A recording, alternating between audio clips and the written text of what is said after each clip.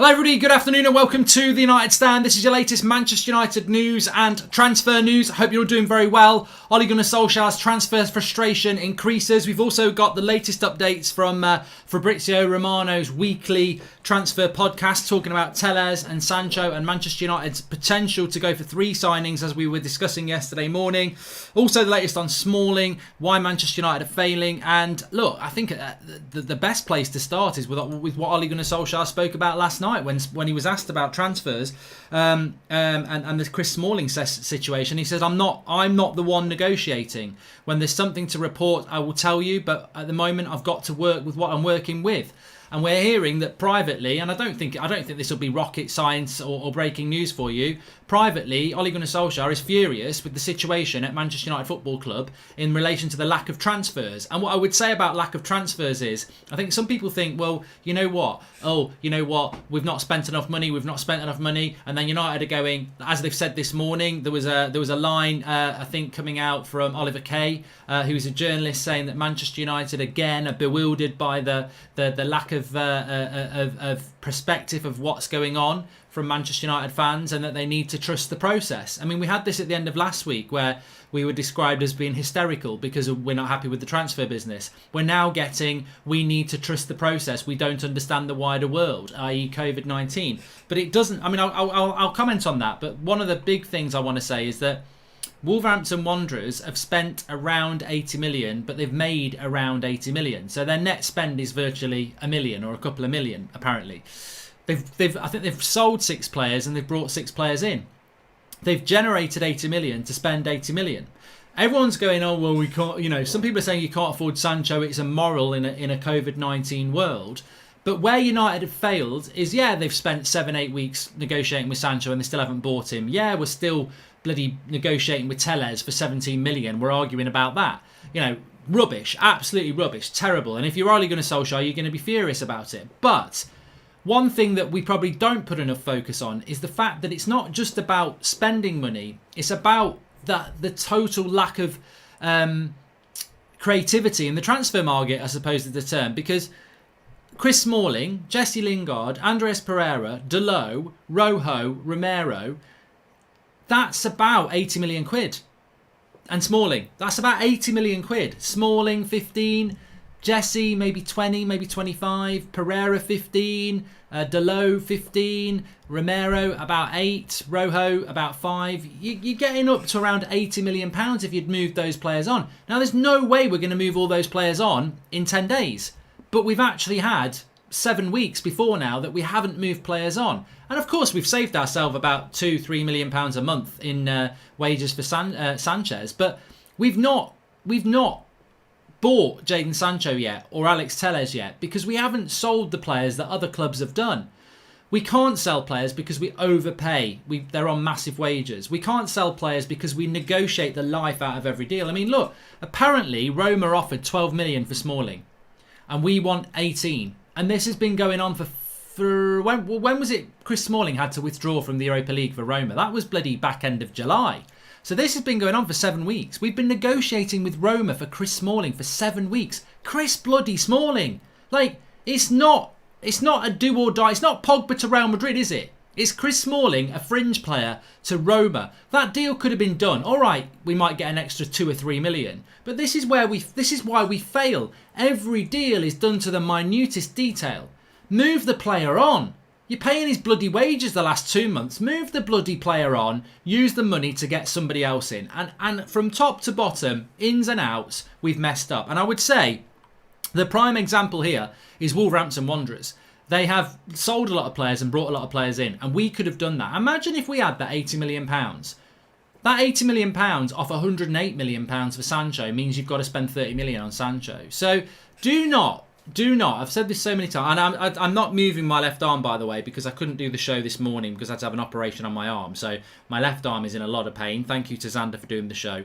And yeah, I'm grateful to be able to do this show today because my left arm is causing me a lot of problems. I'm actually going to go and try and play FIFA in a bit. I don't know how that's going to work. So I'm in a bit of pain, and that's why I'm not moving my arm.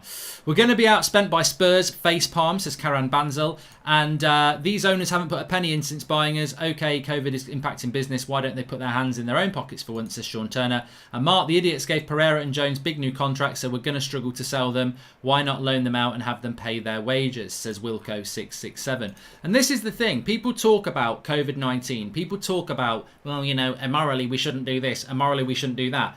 United should have £80 million in their pockets this summer from selling. Remember, we were all talking about this from January to the transfer window opening. We'll be able to generate £50 million from sales. We've generated £0 from sales, and we've got 10 days to go. So it's not just recruitment, it's the removal of players as well where we have failed. And they can't use COVID as an excuse because they could have brought money in. If you brought that £80 million in, you've only got to spend 30 on Sancho. So they're a bunch of prats. They're a bunch of prats, they're a bunch of liars, and they're a bunch of, you know, incompetent fools.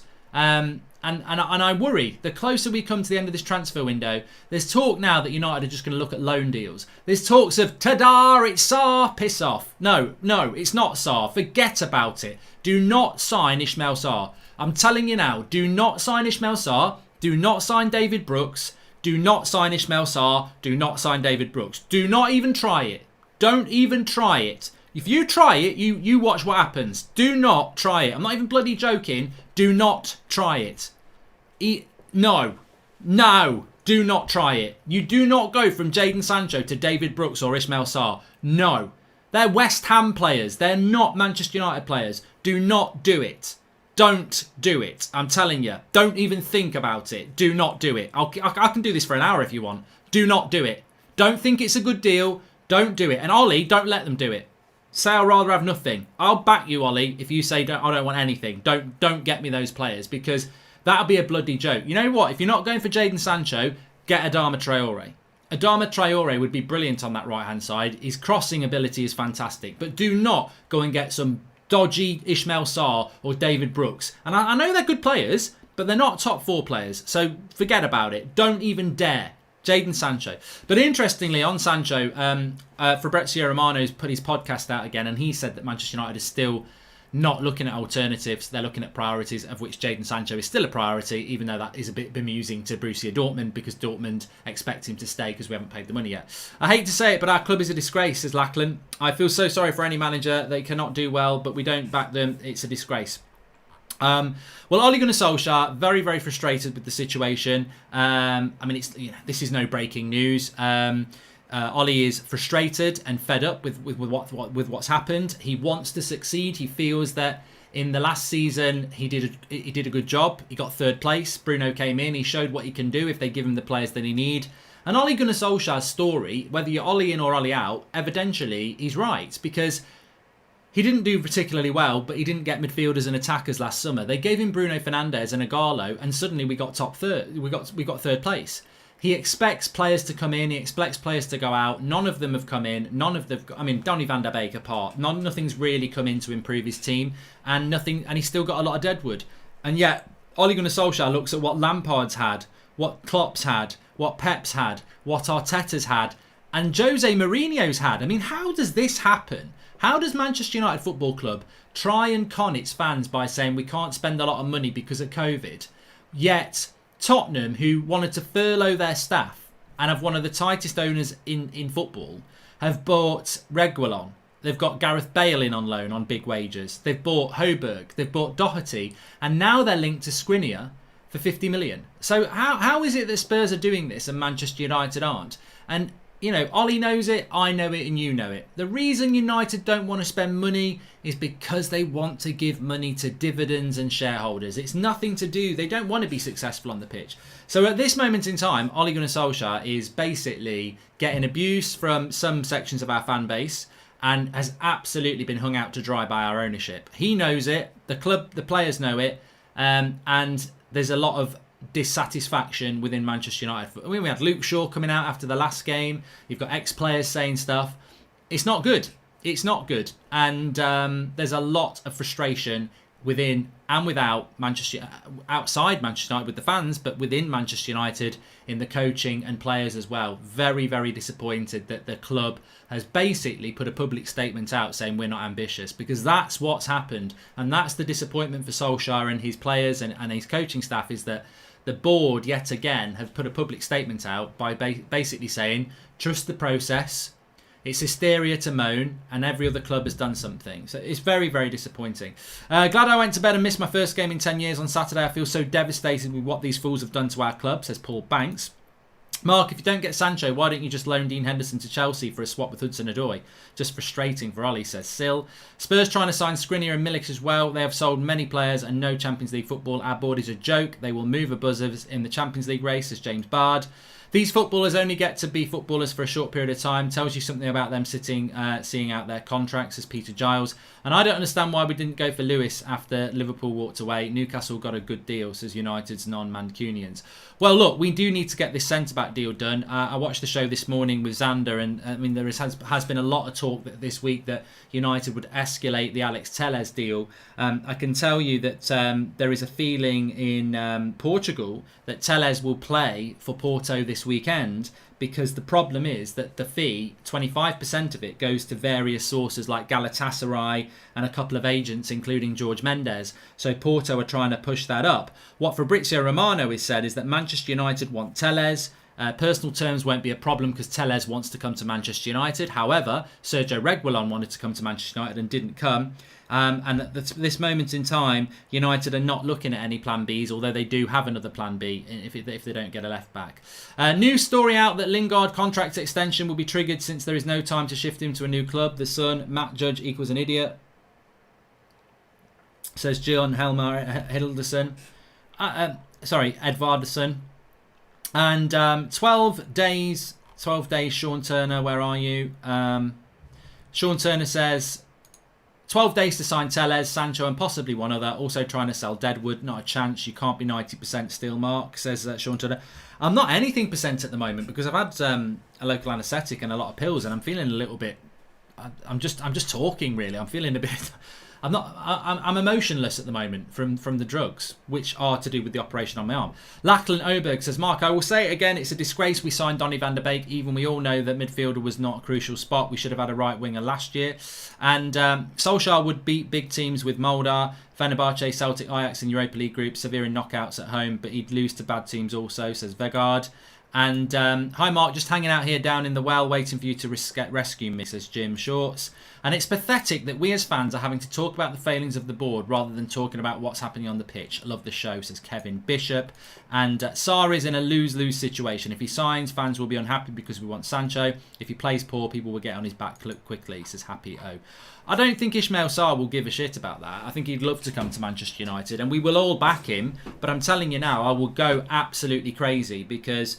thanks to James Bard, who says wishing you a speedy recovery. I would go absolutely crazy. I like Ismail Sarr. I think he's a good player. But if that's who we're buying for the right wing, I want to cry. I want to cry. It's bullshit. Absolute bullshit. And I don't care who the alternative, it's bullshit. It's not good enough.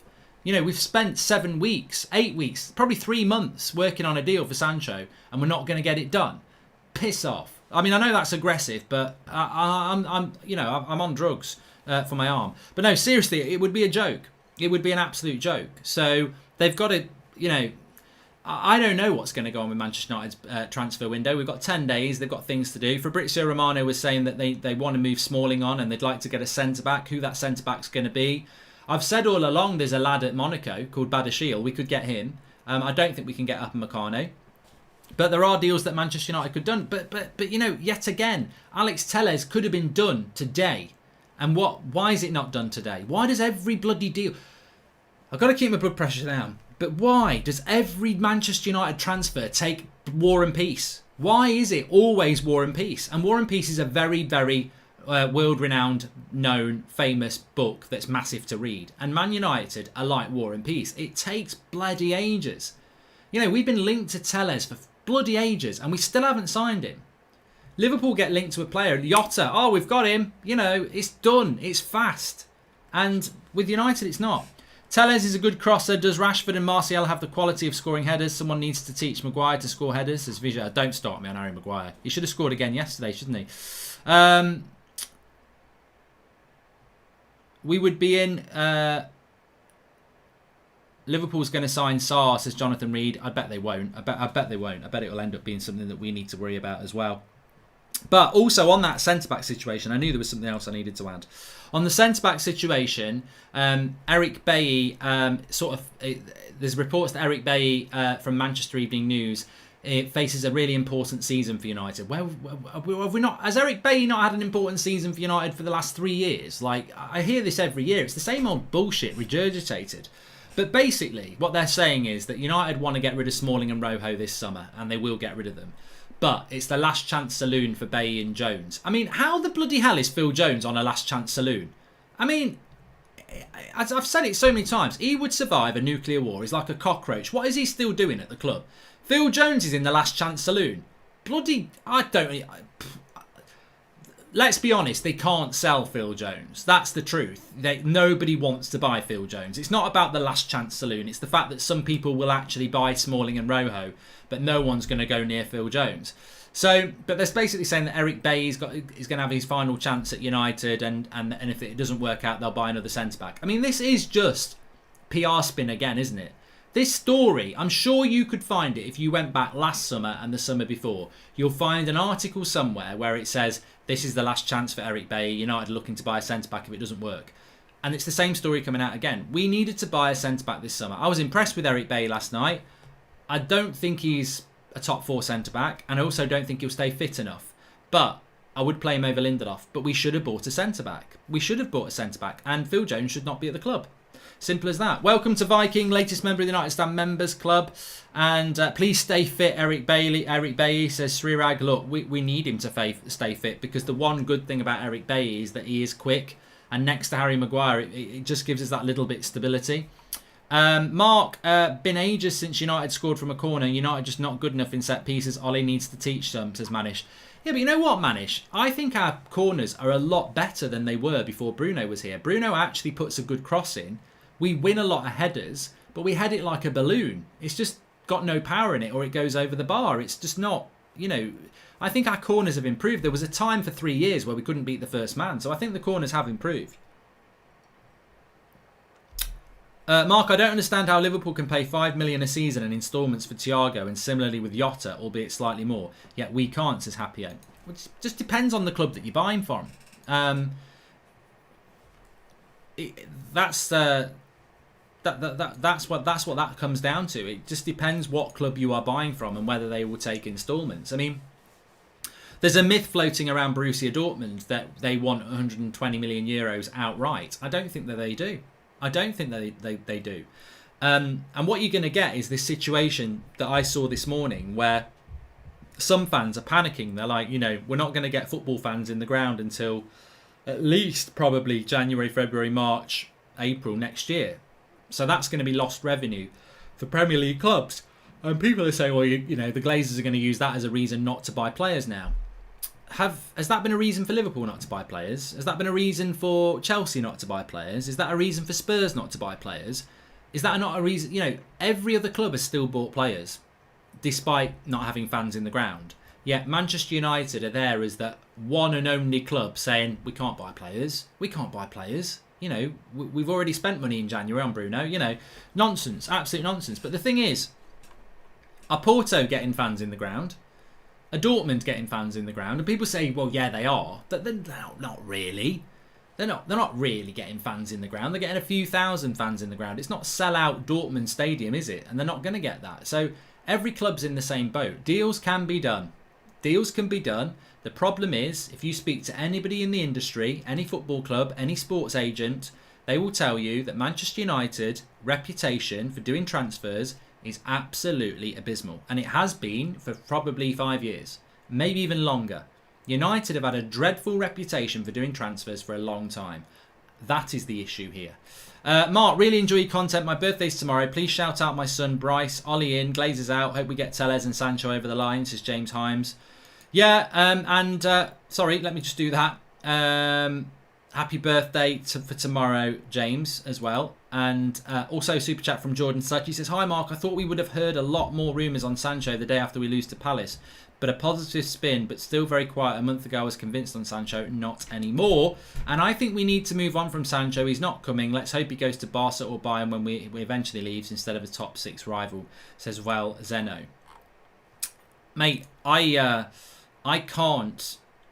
Look, I'll throw this to you. I'll throw this to you in a hypothetical way. Everybody knows what club I belong to with the Sancho, so I'm not going to say anything about that. It's boring. What I will say to you is, how will you react if in 2 weeks' time the transfer window shuts and our right winger should have been, Jadon Sancho wants to come to United. Ollie's priority is Jadon Sancho. We've been negotiating with Dortmund for ages. We don't sign him. We'll forever know that we could have got him and he wanted to come. It's not like wanting Ronaldo and he doesn't want to come. Sancho wants to come. We don't get him. And then for the rest of this season, our right wing option is Ivan Perisic or Ismail Sarr or David Brooks. How will you react to that? Will you go, oh, well, it's at least we got somebody in. Let's hope for the best.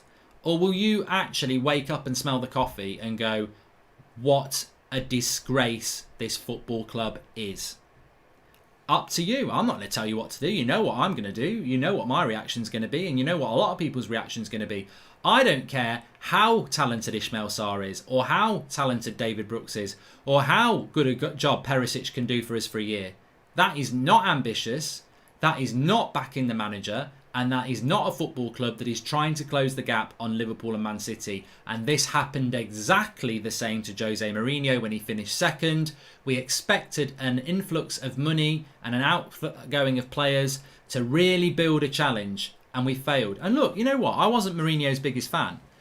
But if he'd have been backed that summer when he came second, like Klopp got backed, we might have a very different Man United future. I agreed with Mourinho being sacked. I agreed with Mourinho out. But that summer where he finished second, they didn't back him and he was gone by Christmas. That was an opportunity for this board to say, we were second best in the world, in the country.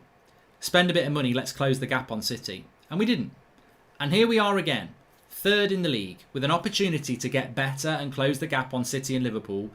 And you're telling me that a final day Ismail Sarr deal or Ivan Perisic is trying to close a gap? To me, it's nothing to do with Ismail Sarr. It's nothing to do with David Brooks. It's nothing to do with Ivan Perisic. It's the difference between Jadon Sancho signing for United and Ismail Sarr signing for United or Perisic on loan.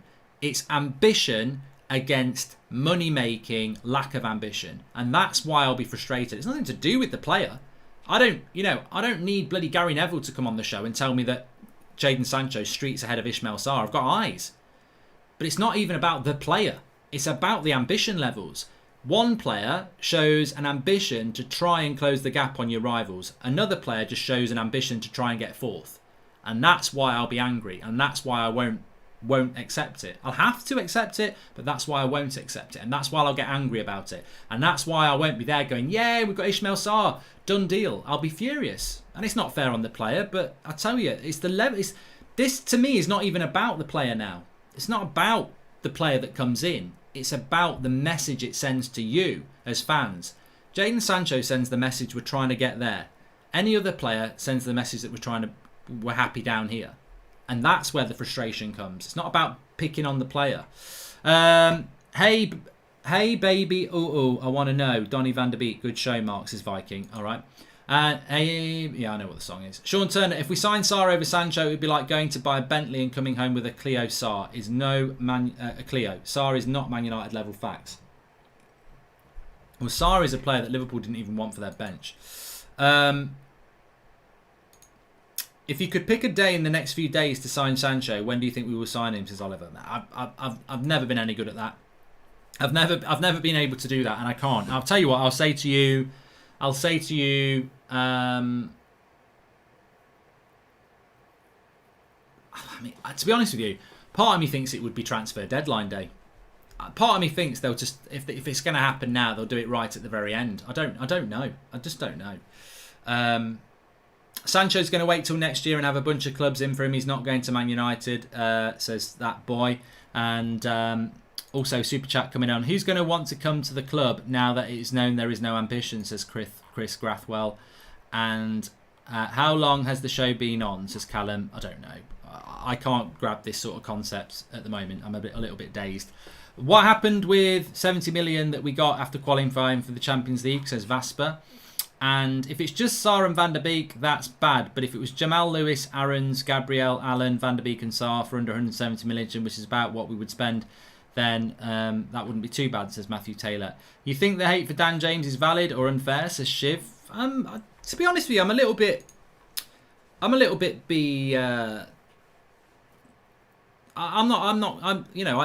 obviously United stand. We're abreast of many things. I'm not really abreast of the Dan James hate. It's not something that registers with me when I'm on social media, and it's only when you've said that I really thought about it. So I'm indifferent to that situation. I think Dan James could have a future at Manchester United, but if they decide to sell him because they need the money, then they decide to sell him. And as I said last night, that might be the same thing that happens with Jesse Lingard. But look, just wanted to say this as well, because we were live last night doing match reactions and everything, and I said I was quite happy with the performance in the end for United. I mean, it was poor for a lot of the game, but then ultimately 3-0. Confidence for Rashford with the goal. Greenwood got a goal. Bruno played well when he came on. Donny van der Beek. There were some good performances from Fred and Matic and Bailly, and Wan-Bissaka got some game time in his legs. So yeah, there was a lot of positives to take away. None more so than listening to Ole Gunnar Solskjaer's post-match reaction, where he said, I really didn't want to bring on Greenwood, Rashford and Bruno, because I know we're going to train them really hard, the first team tomorrow. So there's your explanation as to why he didn't want to make those subs, is that, and look, we've got to beat Brighton on Saturday, the proof will be in the pudding, but he didn't make those late substitutions for any other reason that he didn't really want to bring them on. He didn't want to bring them on because they're going to have a hard session training today. So, I think for Ollie, whether you like it or not, the plan that he went for yesterday was executed very, very well. And I just thought I'd bring that to the table, because there was a few things that he said after the match yesterday that were quite interesting. None more so than I'm not the one negotiating when asked about transfers, and he's very, very frustrated with that, obviously. Are you still 90% sure that we'll get Jadon Sancho, says Isaac Chin? Mate, I'm going to be 90% sure now. I'm not going to change my mind. I know what I know, and I don't know why I would... if somebody can explain to me why I should change from being 90% sure, I might take it on board. But to explain my situation, I've known for a very long time that how much a priority he is for Manchester United. I've known for a very long time that the deal is there to be done. It's so close you can almost touch it. We've agreed the personal terms with the player and the agent. We've just got to pay the deal that Dortmund want, that they've always wanted, and we've always been aware of that. I don't see how you can walk away from this deal. We haven't walked away from the deal. We aren't seriously looking at alternatives yet, and Jadon Sancho hasn't said that he's staying at Dortmund yet. So I'll probably go from 90% to 0% very, very quickly. But there's not been anything to drop me down, and I don't think there should be. I don't know why I should let the club off. I don't know why I should go, I'm only 50-50 now. No, screw that. I'm 90% sure, because this is the deal that was the deal of the summer for United, and they must get it done. So I'm 90% sure. Let's hope we get Telles and Sancho before Spurs, says Anurag. Well, they won't be getting any of those. They won't be getting those. And Ollie looked down yesterday. Don't think he got out of his seat all game. The board is zapping energy from the happiest man in football, says Knight R7. Well, look, whether you look at Ole Gunnar Solskjaer in a press conference, or whether you're watching him on the side of the pitch, or where you listen to him in a match reaction, or where you listen to rumours from people around the club or close to Ollie, there are a lot. The evidence is there. He's not happy. He's not been backed, and there is a lot of unhappiness behind the scenes at Manchester United at the moment within that football club. Whether it's between the Glazers and Woodward, or Ollie and the board, or whatever, there is massive issues with how this transfer window has been handled again. And to be honest with you, I think United came out of last summer's transfer window high-fiving each other, saying we've turned a corner. But they didn't. They spent 5 weeks negotiating Wan-Bissaka to pay 50 million. They spent 6 weeks negotiating Harry Maguire to spend 80 million. They spent all of January negotiating Bruno to spend 60 million on a deal with a few add-ons, 47 to 60. We're not good at transfers. We're still no good at transfers. And this summer, we've taken a huge step backwards again, because this season's up and running and we're still playing with the team from last year. So, yeah, Ollie's not happy. There's a lot of people not happy in that club. There's a lot of players not happy. There's some players that don't know what their future is. There's some players who don't want their future to be there. There's some players who are thinking about signing contracts and thought they were going to sign a contract, and they're now like, I don't know whether I'm going to sign a contract. You know, Jesse Lingard, for example, the situation as we understand it is that Jesse Lingard would love to stay at Manchester United. And I think you saw that last night. He would love to play at Manchester United. He probably, justifiably to be fair, doesn't deserve to be playing for Man United first team. Well, actually, let's be blunt, he doesn't. He wants to. He doesn't know what his future is because we don't know what our future is. If we had Sancho, then I think Lingard would go because he would think, how am I getting on the bench? But we don't at the moment. So Lingard's like, I've got offers. I don't want to take those offers and then see United don't buy. You know, basically, I think Lingard looks at it and goes, if Sancho comes in, my future's not here. If Ismail Sarr comes in, I fancy myself to be able to be better than him. I might have a future here. So there's players that can't decide their future because they don't know what's going on at United, and this is the headache for Ollie. Ollie can also say to Lingard, go, because he doesn't know what he's going to get. It's a bloody mess, and the season's up and running. I tell you, it's a bloody mess. Do Barca Dembele as a trap? 100 million option to buy would definitely be used to buy Sancho next season. Now that Dortmund have showed their hand, says Marky.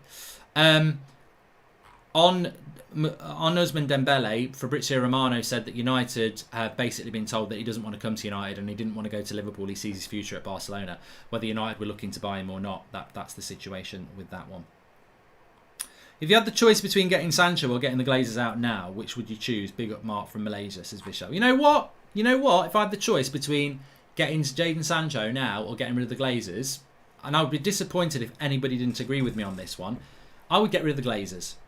Short-term pain for long-term gain. I would sacrifice not getting Jadon Sancho to get rid of the Glazers. As long as the new owner came in and allowed us to be run as a football club where we generate out, not even a rich businessman, just somebody who said, the money you make will go into this football club. Because if United started off tomorrow with a zero balance sheet, we would be a club that could buy a lot of players and we would be a club that made a lot of profit. As an ongoing business, we are a very profitable business. The issue is we were bought on debt. So I would get rid of the Glazers and not get Sancho.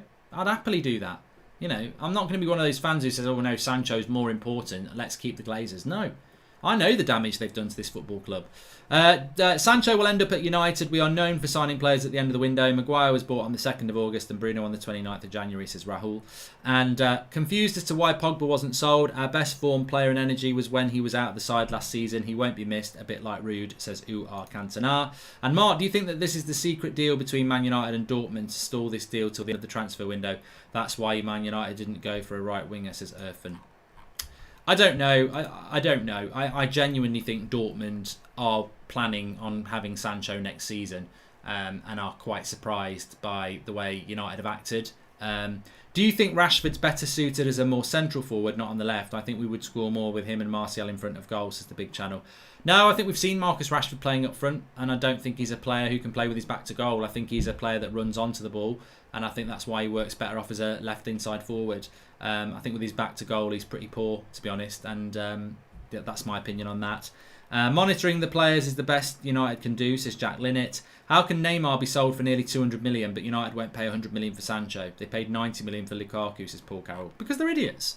They're idiots. They're trying to say that Sancho's overpriced when he's not. They're trying everything they can to try and make this deal, one that they can walk away from. But I don't think that they can. I really don't. Dwayne says Rashford's not a striker and he never will be. I'm going to go and play a bit of FIFA on Mark Goldbridge. That's football now. I don't know how I'm going to manage this. I think if I just basically put my arm there. Yes, that'll be fine. Thanks everyone for watching. Smash a like on the video. We are back again at 8 o'clock as per usual. Smash a like, subscribe if you're new. Thanks for all the nice messages as well. My arm is on the mend. It's just very, very sore now that the anaesthetic is wearing off. I'm going to take some painkillers and just chill out a bit of FIFA this afternoon, and then we're back at 8 o'clock. Unless you're not doing any business between now and 8 o'clock, in which case we all know we'll be back at 8 o'clock. Thanks for watching. Speak to you all soon, and I'm going to be on Mark Goldbridge. That's football for a bit of career mode in 10 minutes. Speak to you in a bit.